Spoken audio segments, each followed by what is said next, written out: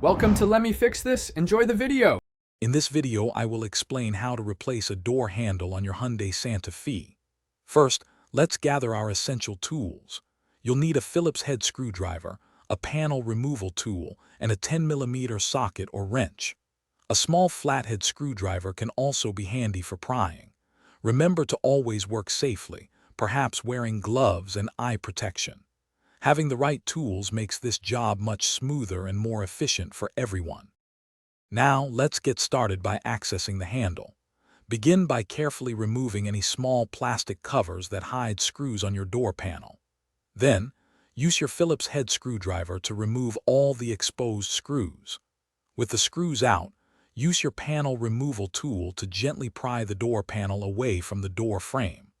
Be sure to disconnect any electrical connectors and cables before fully removing the panel, setting it safely aside. With the door panel off, we can now focus on the handle itself.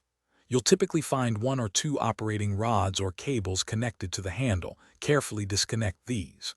Next, locate and remove the one or two bolts, often 10mm, that secure the handle to the door frame. Once unbolted, gently slide the old handle out. Now, position your new handle, secure it with the bolts, and reconnect all the rods and electrical connections. We're almost done. It's time to reassemble everything. Start by reconnecting all the electrical connectors and cables to your door panel. Carefully align the panel's clips with their corresponding holes and firmly press the panel back onto the door. Reinstall all the screws and replace any decorative caps. Before you close the door completely, thoroughly test your new handle's operation several times to ensure it's working perfectly. Great job! Thanks for watching. If you found this helpful, don't forget to like and subscribe.